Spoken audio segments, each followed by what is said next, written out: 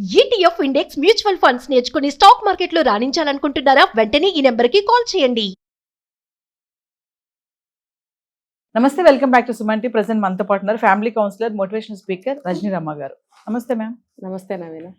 Marriages గురించి మనం చాలా వీడియోలో మాట్లాడుకున్నాం. యువత ఎందుకు అసలు పెళ్లికి నో అంటుందంటే కొన్ని కారణాలు ఉన్నాయి.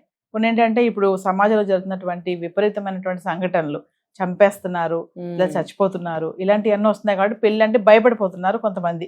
కానీ ఇంకొక సర్వేలో, జీవన్ సాథీ మ్యాట్రిమోనీ అనే సర్వేలో తెలిసింది ఏంటంటే 90% మంది సరైన పార్ట్నర్ దొరికితేనే పెళ్లి చేసుకుంటాం మేము. కులం వద్దు, మతం వద్దు, మాకు ఫినాన్షియల్గా కానీ కెరియర్గా స్టెబిలిటీ ఉన్నవారు అలా కాదు, కరెక్ట్గా మా ఇద్దరికి అన్ని కుదిరితే, మా ఇద్దరు కోఆర్డినేషన్ బాగుంది అనుకుంటేనే పెళ్లి చేసుకుంటామని చెప్పేసి కొంతమంది యువత ఇలా 90% వరకు ఉన్నారని చెప్పేసి ఈ రీసెర్చ్లో తెలిసింది. రీసెర్చ్లో అంటే ఒకసారి మిమ్మల్ని అడిగితే మరి సరైన పార్ట్నర్ దొరకడం అంటే మరి నిర్ణయాలు ఇదంతా కరెక్టే అంటారా? అంటే ఇప్పుడు మ్యాట్రిమోనియల్స్ వచ్చిన తర్వాత బాగుంది వారధి. ఇప్పుడు కులం కులం కులం అని పట్టుకుని వేళ్లాడే వాళ్ళకి, డబ్బు ఆస్తి అని వేళ్లాడే వాళ్ళకి ఆ అభిప్రాయాలను వెనక్కి తీసుకునే విధంగా ఈ మ్యాట్రిమోనియల్స్ వస్తున్నాయి ఈ మధ్య. జీవన్ సాథీ ఒక్కటే కాదు, ఇంకా చాలా మనకి ఏ రాష్ట్రానికి తగ్గ మ్యాట్రిమోనియల్స్ దానికి ఉన్నాయి. ఇది బాగుంది, మంచి పరిణామం.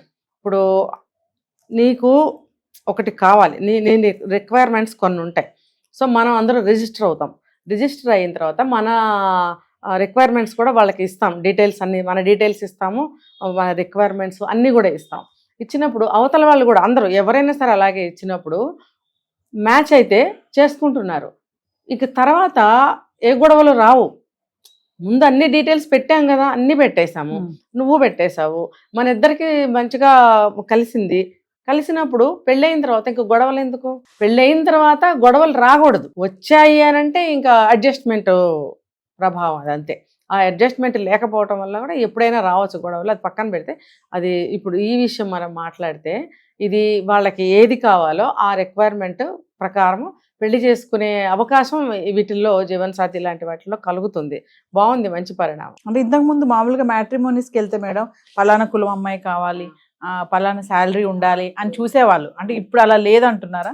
లేదు, ఇప్పుడు అది కూడా ఉంది. ఇప్పుడు అందులో మనకి సువిధ ఎలా ఉందంటే, సేమ్ క్యాస్ట్ కావాలన్నా దొరుకుతుంది, ఏ క్యాస్ట్ అయినా మాకు పర్వాలేదు అనుకునేవి దొరుకుతున్నాయి. కాబట్టి ఇక్కడ ప్రాబ్లం ఏముంది? ఇంకా మీ క్యాస్టే కావాలనుకుంటే మీ క్యాస్ట్ వాళ్ళు ఎవరైనా అందులో పెట్టారనుకోండి, వాళ్ళకి మీకు మ్యాచ్ అయింది అనుకోండి, అన్ని విషయాలు ఇష్టం జరిగింది అనుకోండి, వాళ్ళవి మీవి. వాళ్ళవి అంటే అమ్మాయిది అబ్బాయికి, అబ్బాయిది అమ్మాయికి బాగా నచ్చాయనుకోండి, సేమ్ క్యాస్ట్ అనుకోండి, సేమ్ క్యాస్ట్ కావాలి అనుకుంటే చేసుకోవచ్చు. ఎందుకంటే వాళ్ళు కోరుకున్నారు కదా సేమ్ క్యాస్ట్ అని. లేదు మాకు ఇలాంటి లక్షణాలతోటి ఏ కులమైనా పర్వాలేదు అని అంటే కూడా చేసుకునే అవకాశం అందులో ఉంది. తర్వాత ఎవరిని బ్లేమ్ చేసే అవకాశం అందులో ఉండదు. ముఖ్యంగా ఈ ఎవరైతే ఈ సంస్థ నడుపుతున్నారో వాళ్ళకి అసలు సంబంధమే ఉండదు. వీళ్ళకి ఇంట్రడ్యూస్ చేయడం, వదిలేయడం, మాకు సంబంధం లేదని ముందు రాతపూర్వకంగా రాసి ఇచ్చేస్తారు, ఓరల్గా కూడా చెప్తారు వాళ్ళు. కాబట్టి ఎక్కడ సమస్య రాదు. చాలామంది ఇప్పుడు దీన్ని ఫాలో అవుతున్నారు. ఇప్పుడు 35 ఏళ్ళు వచ్చినాయి ఒక అమ్మాయికి పెళ్లి కావట్లేదు, 40 ఏళ్ళు వచ్చినాయి ఒక అబ్బాయికి పెళ్లి కావట్లేదు. ఎలా రా బాబు, 40 ఏళ్ళు వచ్చి నాకు పిల్లని ఎవరిస్తారు?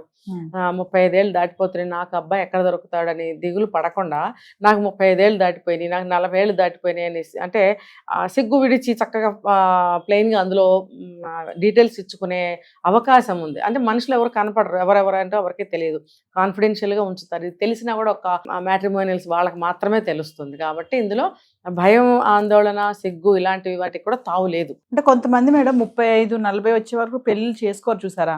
వాళ్ళందరికీ కరెక్ట్ పార్ట్నర్ దొరక్కే అంటారా? అంటే వాళ్ళు వెయిట్ చేస్తున్నారు? అలా కాదు, పార్ట్నర్ దొరక్క కావచ్చు, తనకి అనుకూలంగా ఉన్న వాళ్ళు దొరక్కపోవచ్చు, లేదంటే పెళ్లి చేసుకోవాలని అనిపించకపోవచ్చు అంతకాలం. అలాంటి వాళ్ళు ఎంతమంది లేరు, బోల్డ్ ఎంతమంది ఉన్నారు.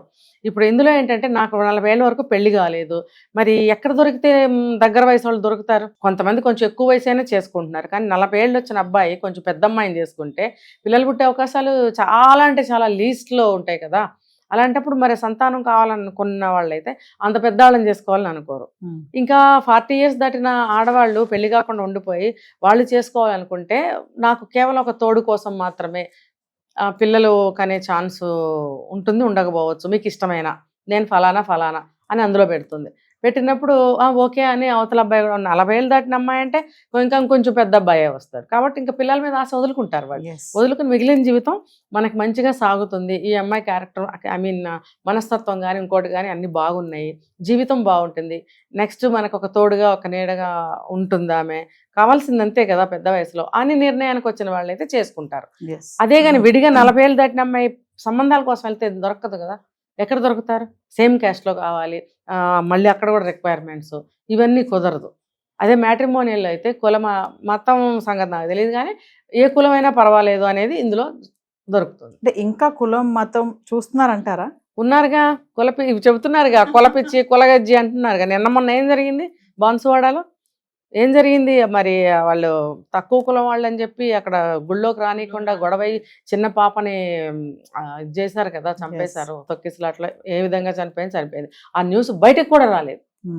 ఒక ఆయన అడిగాడు, అది మీరు పెద్ద కులం కాబట్టి బయటకు రానివ్వలేదా ఆ న్యూస్?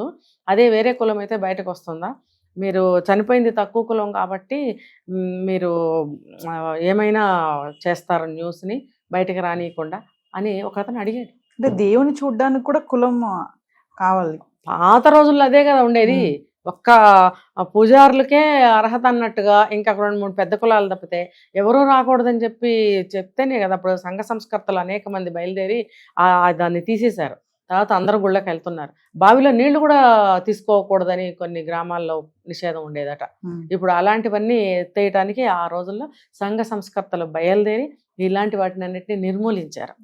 ఇప్పుడు ఈ గజ్జి అని అన్నారు కానీ ఇంకా నీచం అన్నమాట. దేనికి చెప్పండి? ఇప్పుడు ఒక సినిమా రంగం తీసుకుంటే వాళ్ళ వంశస్థులే సినిమాల్లో ఉంటారు, ఒక రాజకీయ రంగాలు తీసుకుంటే వాళ్ళ వంశస్థులే ఉంటారు, ఇంకొకటి తీసుకుంటే వాళ్ళ వంశస్థులే ఉంటారు. ఇంక ఎవరికి ఛాన్సెస్ ఉండవు. ఇంకా చెప్పాలంటే వాళ్ళకి ఎంట్రీ ఉండదు.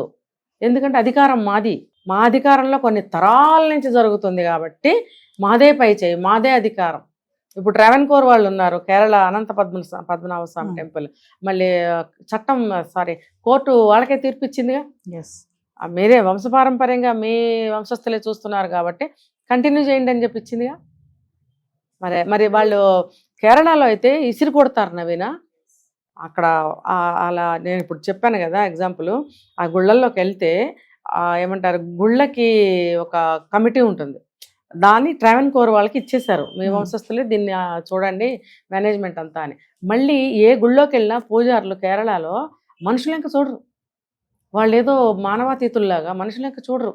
మరి ఏదన్నా మనం పువ్వులు కానీ పళ్ళు కానీ దేవుడికి తీసుకెళ్తే అసలు తీసుకోరు, అక్కడ పెట్టమంటారు దూరంగా. దాన్ని తీసుకెళ్ళి దేవుడికి కూడా పెట్టరు.